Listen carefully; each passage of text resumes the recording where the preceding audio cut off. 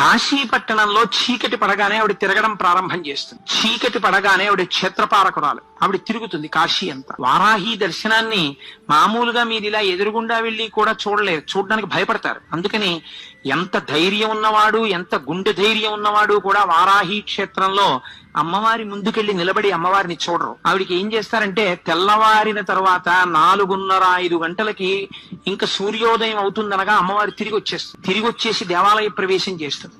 అర్చకులు కూడా ఒక్క 10 నిమిషాలు 20 నిమిషాలు లోపలుండి గబగబా అమ్మవారికి పూజ చేసేసి తలుపులు వేసేస్తారు. ఆవిడ పగటి పూట పడుకుని నిద్రపోతుంది. కాబట్టి మీరు సూర్యోదయం అయిపోయే లోపల వారాహి దర్శనం చేసేయాలి. వారాహి దేవాలయం పైకి వెడితే స్లాబ్ కి కన్నాలుంటాయి, ఒక 4-5 కన్నాలు. అక్కడ నిలబడి మీరు ఆ కన్నాల్లోంచి చూస్తే వారాహి రూపం కనపడుతుంది. అసలు ఆ కన్నంలోంచి అమ్మవారిని చూస్తేనే అమ్మ బాబోయ్ అని ఒళ్ళు పులకరించాలని నిలబడిపోతారు. అలా ఉంటుంది ఆవిడ తేజస్సు.